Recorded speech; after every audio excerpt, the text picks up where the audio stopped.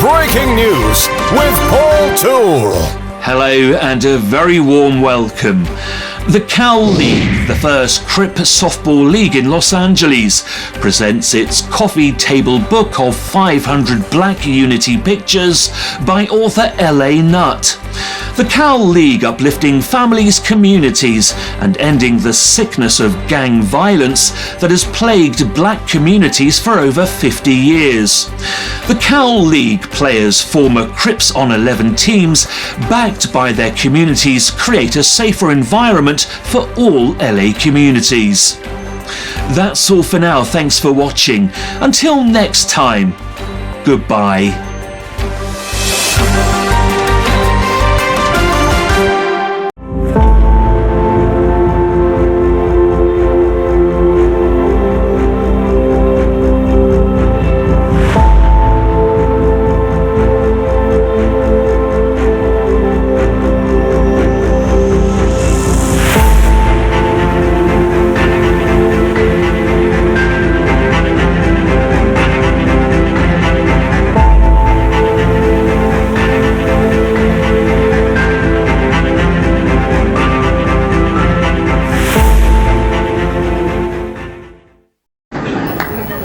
What makes you righteous? You see, I don't smoke, I don't drink. I won't fornicate and I won't commit adultery.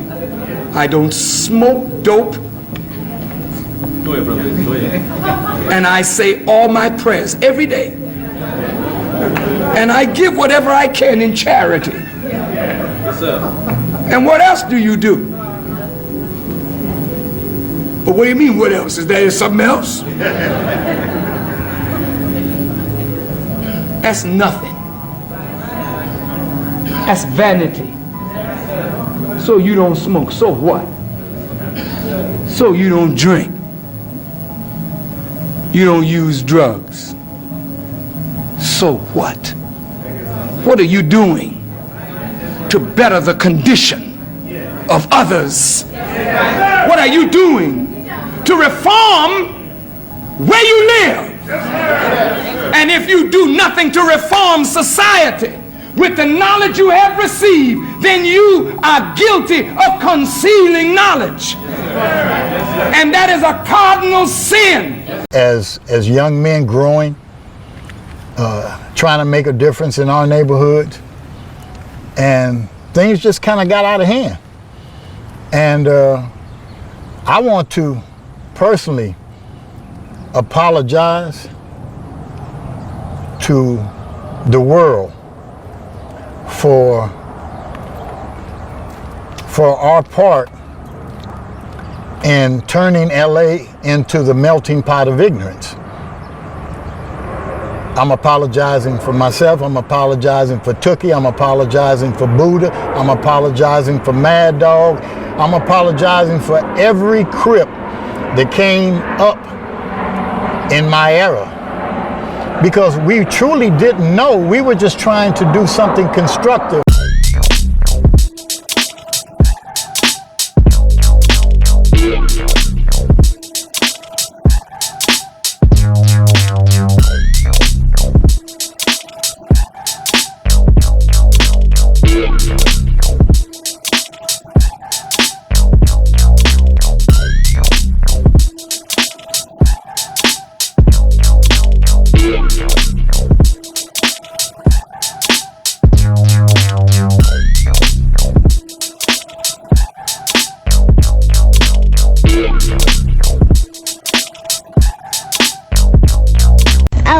Wanted to be a Crip. Why?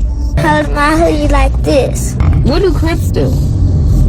They do fun stuff. Like what? Like smoke, and they walk around their hood. Some Crips even make music. Like that Crip.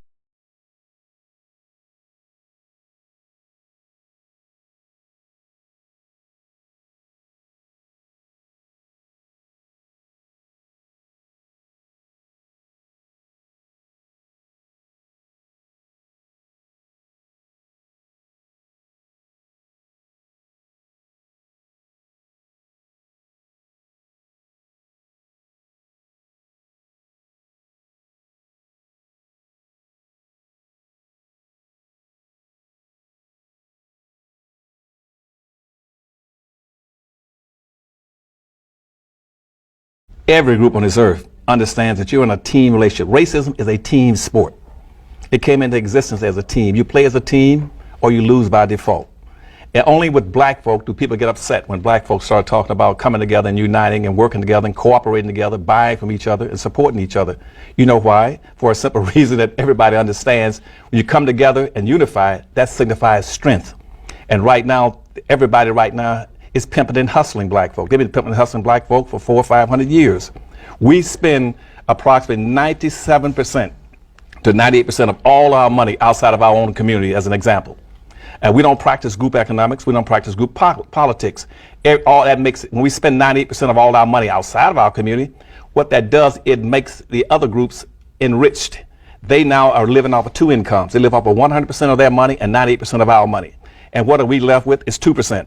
Where everybody else is living off of 198% of everything, we live off of 2%, which makes it impossible. And so you start talking about unifying black folk, that's a threat. They're saying, you're going to cut off your money from us? You're going to cut off, we're living off of two incomes. You're going to reduce us down to one income? That's a threat to them. Also, it's a threat when you start talking about unifying blacks and looking out for your own people. That means political possibility of uniting as a political force in this country, which nobody wants to see. That's a threat. I think what you're trying to ask is why am I so insistent upon giving out to them that blackness, that black power, that black pushing them to identify with black culture. I think that's what you're asking. I have no choice over it. In the first place, to me, we are the most beautiful creatures in the whole world, black people.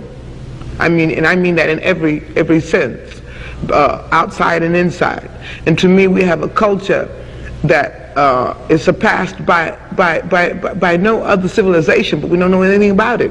So again, I think I've said this before in this same interview, I think at some time before, my job is to somehow make them curious enough or persuade them by hook or crook to get more aware of themselves and where they came from and what they are into and what is already there, and just to bring it out. This is what compels me to compel them, and I will do it by whatever means necessary. If you're a drug dealer, your business may be immoral or unethical, but you're not dumb. You actually might just be a genius. A drug dealer is illegal and immoral as a business, but they understand import, export, finance, marketing, wholesale, retail, customer service, security, territory, logistics. And if you're a gang leader, you're a frustrated union organizer. So you're a drug dealer, you're an entrepreneur. You just don't understand your greatness. If you're a gang member, you're really an organizer. You understand your greatness. The NASCAR came out of moonshine running in the Appalachian Mountains. That's poor white. If they can find their legitimacy, we can find ours. So if you can't go get a job because you got a public record, because you maybe done something that was considered illegal or was illegal, you can still become an entrepreneur. Maybe you can't go cash a check at IBM, but you can write a check and become the new IBM. Become a small business owner, go to 1MBB, 1 Million Black Business Initiative, 1MBB.org, or go to OperationHope.org, sign up with my financial coach, and change your life. We cannot be black and proud and niggers too. White folks are planning for 3 generations, and we're planning for Saturday night.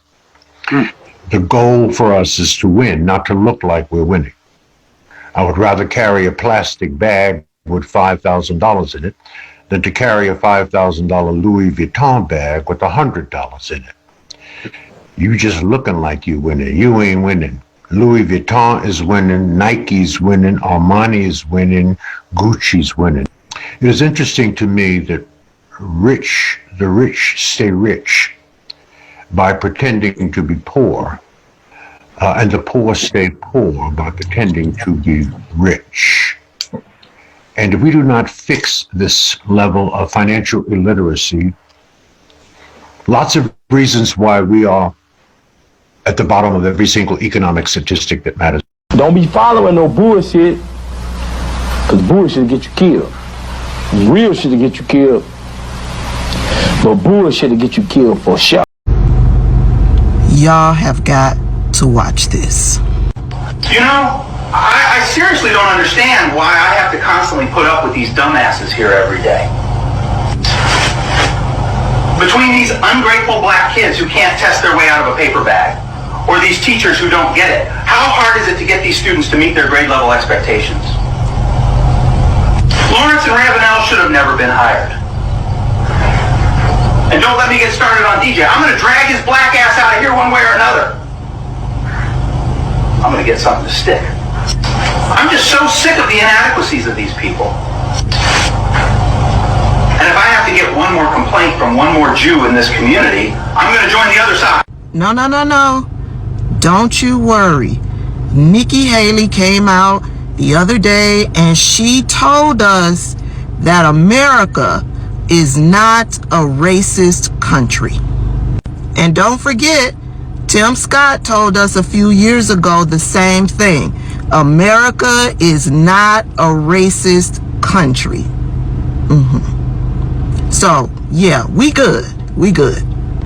Black people the only self-destructive race that there really is in America, gang. Y'all gotta stop doing this shit, bro. We gotta realize that we can help each other. We are the only race that don't help each other, gang. Like, realistically, if you look at Asians in America, bro, they got communities together. They got Chinatown. If you look at Mexicans, bro, Mexicans, they hire each other. They got landscaping businesses, bro. They do everything together. Black people are the only people who would rather spend money with other people. This is why we're fucking broke, bro. It's nobody's fault but our own. We can blame the system. We can blame other people. You still spend money with the fucking system. You still go to work every day, bro. You can't even organize a strike. You can't organize a fucking community event, bro. Black people are some of the most dysfunctional people in the entire fucking world. Black Americans, you understand? We have no sense of unity, and that needs to change. And that's exactly why I get on this app and start talking to y'all. And it's not just Black Americans that come in there, but specifically for you young niggas that look like me. You understand? I want you to see another example of somebody that got something going for themselves that's not around. First thing is manifestation. Manifestation.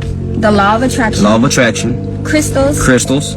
Burning sage. Burning sage. Secular music. Secular music. Pornography. Pornography. Tarot card. Tarot card. Witchcraft. Witchcraft. Divination. Divination. Worshiping or praying to the universe. Worshiping or praying to the universe. Serving any other false god, lowercase g. Come on.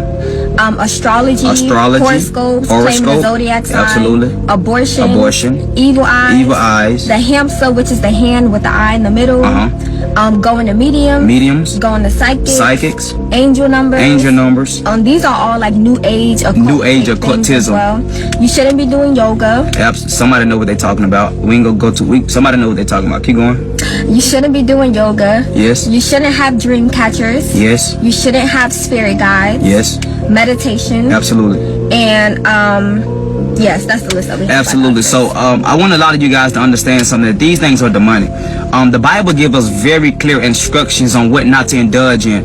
Many people are using these things today in certain You take this freaking pad out right here, you see it? Yes, sir. See the pad? Yes, sir. Now, like I'm telling you, these don't need change, you understand? Yes, sir. These are fine. See how thick that is right there? Yes, sir. If it needed to be changed, it would be way lower, like it would be way closed down. So you got a lot of thickness right there. That's how much thickness you got right there, you understand? Yes, sir. You got plenty of time, but that's how you replace them. You replace it the same way you take it out, you understand? Yes, sir. You put it right back in the same exact way, you understand? Yes, sir. That's how you gonna do that. You're gonna put that bad boy in just like that. Boom, your brakes have been replaced, you understand?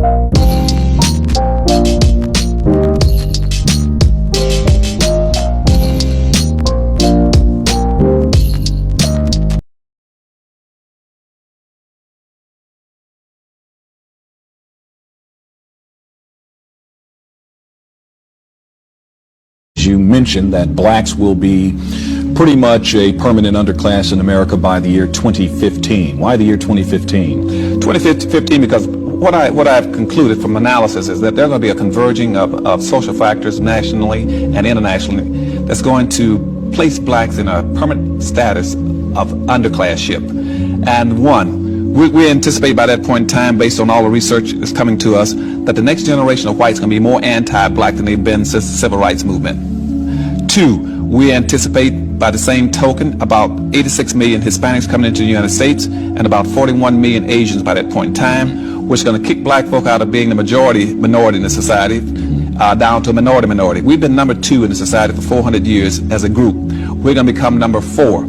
And if we have not gotten anything after being number 2 for 400 years, you guess what's going to happen when we become number 4.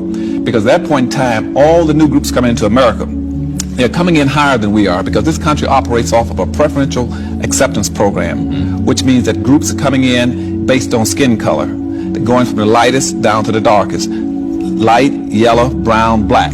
And that's what our immigration laws are based on. And black folk will not be able to penetrate through those groups to get to the white society when that happens, because those groups owe us nothing. They don't understand our problems, and they are competitive with us, and we don't begin to be a little more aggressive about being in a competitive posture. They're going to eat our lunches. You know what the Hispanics do?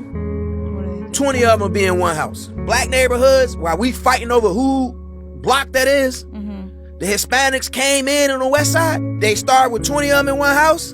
Then they buy the house next door. Now it's 10 and 10. Then they buy the house next door. Now it's 5 and 3. And then we look up. They got the whole block now. We like, what the fuck going on? Yeah. Because we don't want to work together. We so busy trying to be a boss on our own, and don't nobody want to do nothing to help nobody. We fucking up the program. White people, black people. Bro, I told myself the other day, it just popped in my head. I said, I'm going to tell my kids they can stay with me as long as they want to. Okay. I'm not about to get to the 18 and it's time to go now. You can live with me the rest of your life as long as we are putting a plan together for this family to be successful. We all gonna live together. Once they take your life, you will start appreciating life. Like, I've been down 34 years, going 35 years, right? And I was sentenced to life at 16 years old. I was saying the difference between a person who has 5 years and me is that I've learned to appreciate life because they took my life.